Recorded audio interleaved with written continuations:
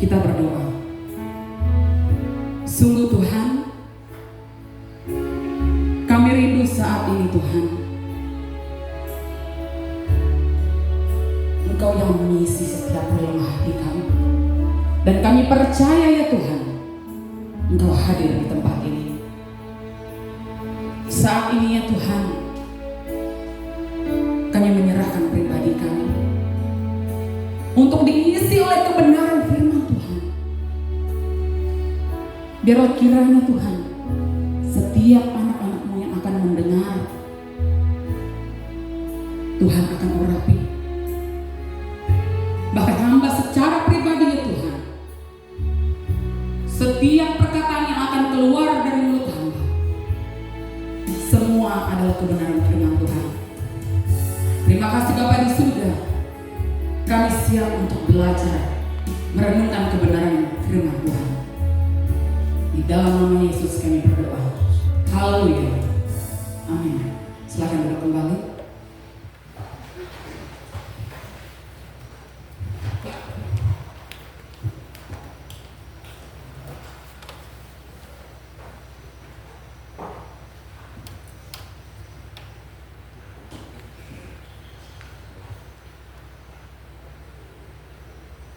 Shalom.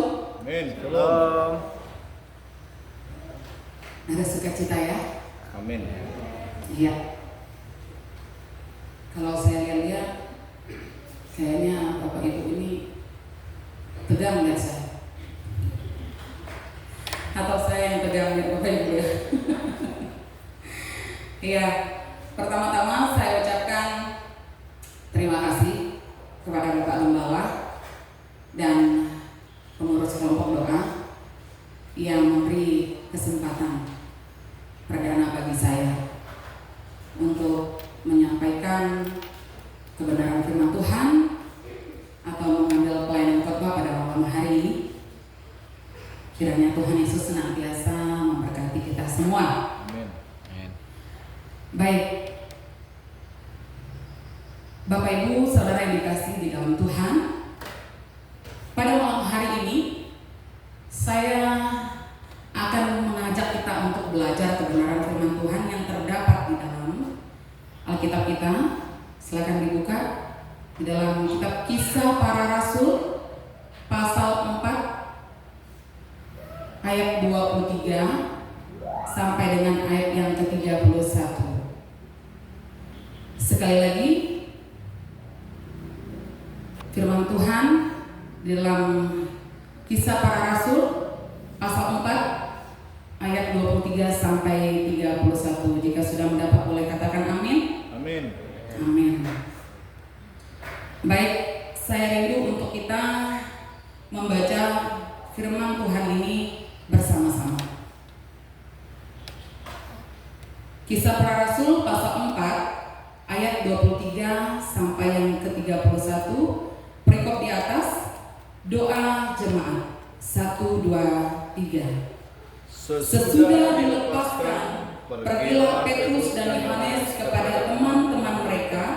Lalu mereka menceritakan segala sesuatu yang dikatakan imam-imam kepala dan tua-tua kepada mereka. Ketika teman-teman mereka mendengar hal itu, berserulah mereka bersama-sama kepada Allah, katanya, "Ya Tuhan, Engkaulah yang menjadikan langit dan bumi, laut dan segala isinya. Dan oleh Roh Kudus dengan perantaran hamba-Mu Daud, Bapa kami, Engkau telah berfirman, mengapa rusuh bangsa-bangsa, mengapa suku-suku bangsa mereka-reka perkara yang sia-sia. Raja-raja dunia bersiap-siap dan para pembesar berkumpul untuk melawan Tuhan dan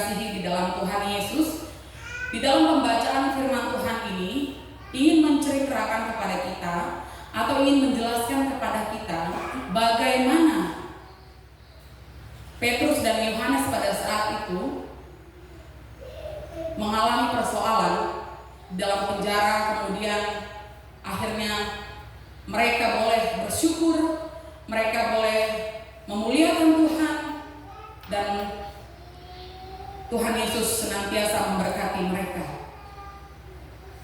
Dalam kesulitan Tuhan Yesus memberkati mereka dan mereka memuliakan Tuhan. Di dalam pembacaan firman ini, saya mengangkat satu tema: semakin terjepit, semakin melejit. Ya, saya bikin agak keren ya temanya. Semakin terjepit, semakin melejit. Ya, saya mengangkat tema itu melihat cerita Petrus dan Yohanes pada saat itu. Dalam keadaan terjepit, dalam keadaan tertekan, ada persoalan, pergumulan, tapi mereka bisa memuliakan Tuhan. Nah, Bapak Ibu Saudara yang dikasihi di dalam Tuhan, Tuhan yang kita percaya ini, Allah yang kita sembah ini, tidak pernah berjanji kepada kita sebagai orang yang percaya bahwa Dia tidak akan memberikan kesulitan. Tuhan tidak pernah berjanji bahwa Dia tidak akan pernah memberikan persoalan dan pergumulan di dalam kehidupan kita. Karena melalui kesulitan, melalui persoalan, melalui pergumulan hidup yang sangat berat, Tuhan sedang ingin menguji. Tuhan sedang ingin mendewasakan kita secara rohani. Tuhan mau menguji, Tuhan mau mendewasakan kita secara rohani. Oleh sebab itu, maka semestinya kita harus mampu melewati segala persoalan, segala kesulitan yang nampaknya mustahil, segala pergumulan hidup yang Tuhan izinkan untuk kita hadapi. Tentunya dengan cara yang benar dan dengan cara yang berkenan kepada Tuhan. Bapak Ibu Saudara yang dikasihi di dalam Tuhan,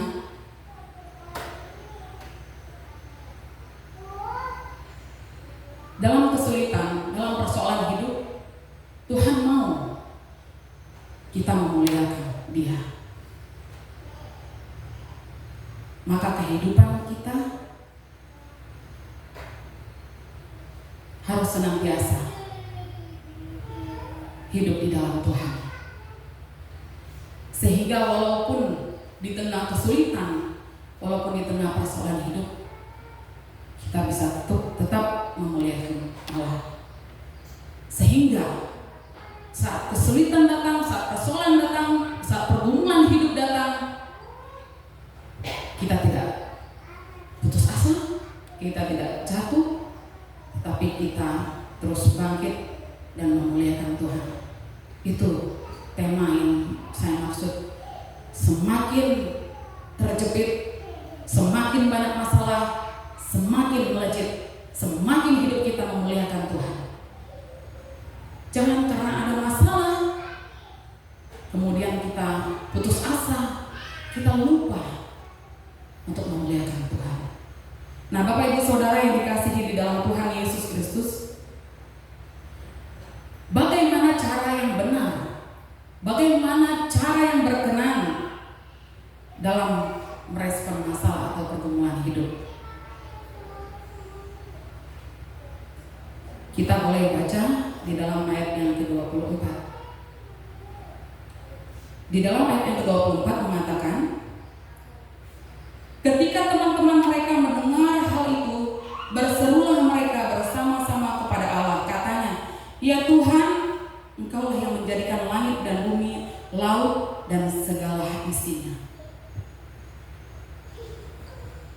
Bagaimana cara yang benar dalam merespon masalah atau pergumulan hidup kita?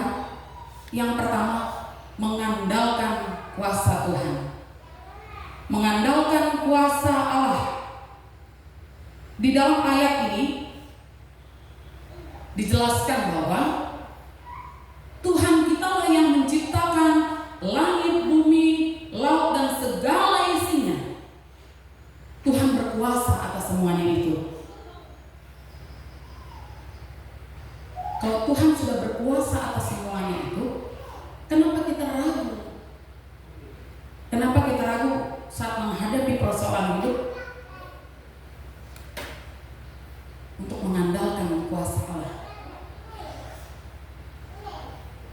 Dengan kuasa Allah kita hadapi persoalan hidup kita. Karena kuasa Allah kita pasti tentu lebih besar dari persoalan yang saya dan saudara hadapi. Amin. Amin. Amin. Karena kuasa Allah kita lebih besar dari persoalan yang saya dan saudara hadapi saat ini. Pertanyaannya, apakah kita sudah sungguh-sungguh mengandalkan kuasa Allah ketika kita dalam pergumulan? Ya, kita bisa mengoreksi itu di dalam hati kita masing-masing. Mengandalkan kuasa Allah dalam persoalan yang kita andalkan adalah kuasa Allah, bukan kekuatan kita, bukan keberanian dan kehebatan kita. Tapi saat kita percaya akan kuasa Allah dalam persoalan yang kita hadapi, maka kita akan mampu menghadapinya. Yang kedua, bagaimana cara kita menghadapi persoalan atau pergumulan hidup? Kita baca lagi di ayat yang ke-28. Ayat yang ke-28 berkata demikian: untuk melaksanakan segala sesuatu yang telah engkau tentukan dari semula oleh kuasa dan kehendak-Mu. Di dalam ayat ini menjelaskan kepada kita agar kita sepenuhnya percaya akan kehendak Tuhan yang berlaku, yang terjadi di dalam kehidupan kita. Karena dalam kehidupan yang sulit, dalam persoalan dan pergumulan hidup, Allah yang berkehendak penuh atas kehidupan kita. Allah yang berkehendak penuh atas kehidupan kita. Dan tidak ada satu orang pun, tidak ada satu manusia pun yang mampu, yang bisa menggagalkan rancangan Tuhan di dalam kehidupan kita. Tidak ada yang bisa. Jika Tuhan sudah merancang begini untuk kita, Dia akan buat. Ya, Dia akan buat. Percaya akan kehendak Allah yang berlaku atas kehidupan kita. Percaya akan kehendak Allah yang berlaku dalam kehidupan kita. Oleh sebab itu, jika kita sedang berada dalam masalah pergumulan hidup yang menurut kacamata kita sebagai manusia nampaknya mustahil untuk kita hadapi, libatkan Tuhan dalam segala sesuatunya. Itulah bagian Tuhan. Libatkan Dia. Libatkan Tuhan dalam segala sesuatu, karena janji Tuhan saat kita melibatkan Tuhan dalam segala sesuatu, Ia berjanji untuk mendatangkan segala kebaikan bagi kita. Amin. Amin. Amin. Dia berjanji untuk mendatangkan segala kebaikan kepada kita. Jadi Bapak Ibu Saudara, hari terus percaya bahwa semua yang terjadi dalam kehidupan kita itu semua oleh karena kehendak Tuhan. Semua karena kehendak Tuhan. Jadi jangan juga kita berpikir, kenapa Tuhan selalu suruh saya merasa duka cita saja. kurang sukacita saya dalam kehidupan saya. Kita selalu melihat sisi negatif kehidupan kita. Kita jarang melihat sisi positif. Sehingga yang terjadi dalam kehidupan kita apa? Menjadi pribadi yang negatif. Karena cara kita mengukur segala sesuatu dalam hidup kita dengan hal negatif. Tapi kalau kita mengukur segala sesuatu dalam kehidupan kita, walaupun itu gagal, sakit, tidak lulus, tidak puas dan lain sebagainya, itulah kehendak Tuhan yang Tuhan izinkan terjadi. Tapi saat kehendak Tuhan itu terjadi, percayalah, Dia terlibat bersama dengan saya dan saudara untuk melewatinya. Selanjutnya, bagaimana cara agar kita dengan benar menghadapi persoalan atau pergumulan hidup? Kita baca lagi di ayat yang ke-30.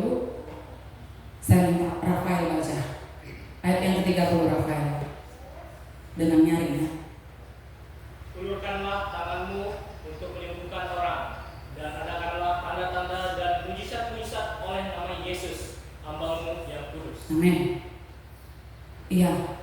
Ulurkanlah tanganmu untuk menyembuhkan orang-orang, dan adakanlah tanda-tanda dan mujizat-mujizat oleh nama Yesus, hamba-Mu yang kudus. Di dalam ayat ini ingin menjelaskan kepada kita agar kita belajar menjadi pribadi yang percaya akan mujizat Allah.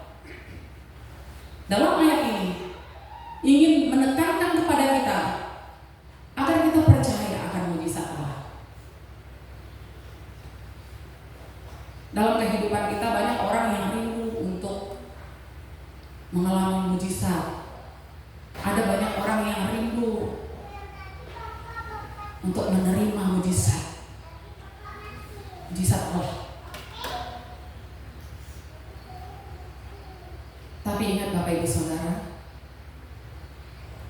mujizat Allah tidak akan terjadi kepada kita saat kita baik-baik saja. Tetapi mujizat Allah akan terjadi kepada saya dan saudara, akan terjadi kepada kita justru di saat kita dalam kesulitan, justru di saat kita dalam persoalan hidup, di dalam pergumulan hidup yang berat yang Tuhan izinkan terjadi. Tuhan sengaja menempatkan kita dalam keadaan-keadaan sulit. Tuhan sengaja menempatkan kita dalam keadaan-keadaan yang sangat terjepit, yang bingung, supaya apa? Supaya Tuhan bisa memperlihatkan mujizatnya yang berlaku atas kita. Jadi kita harus imani mujizat Allah dalam kehidupan kita.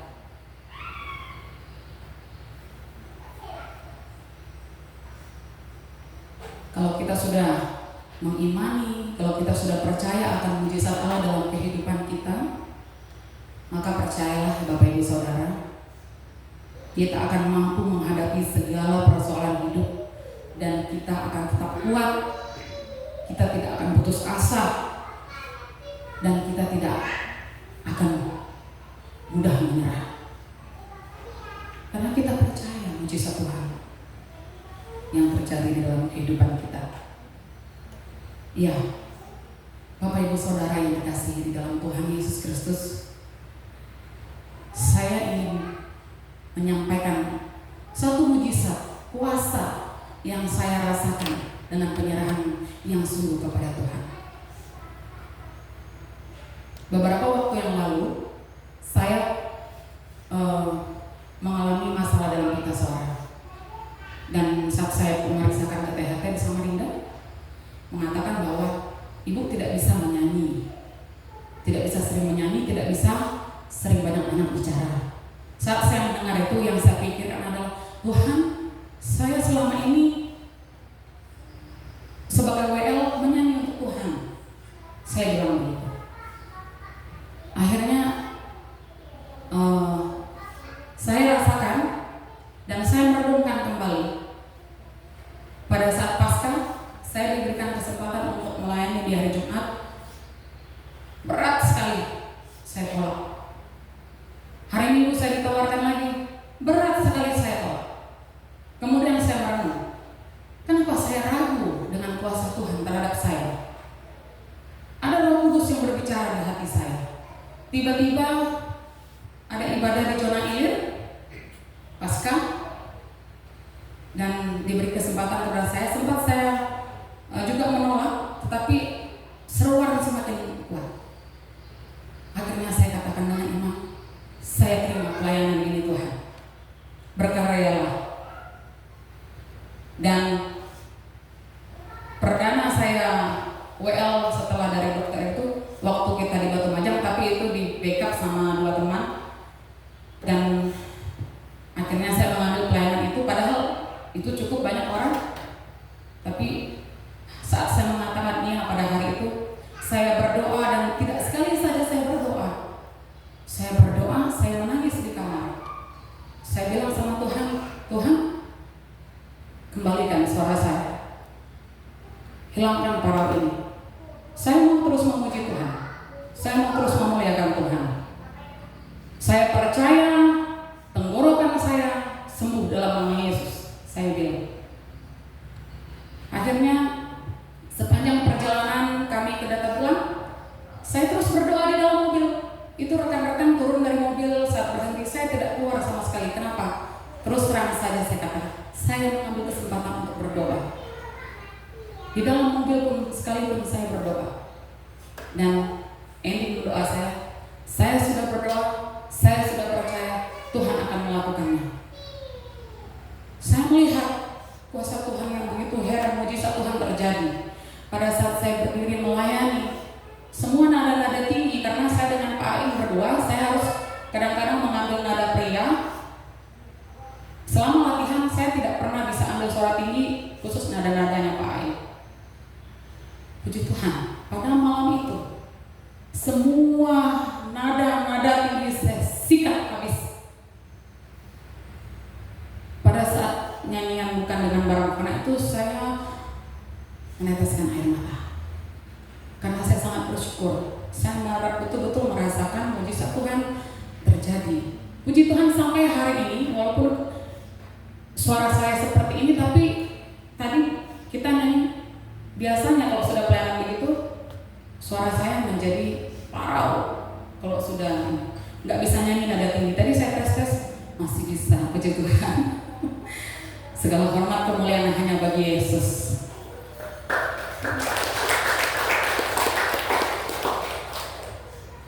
Demikian Bapak Ibu Saudara yang dikasihi di dalam Tuhan. Saya tahu setiap kita punya kesaksian.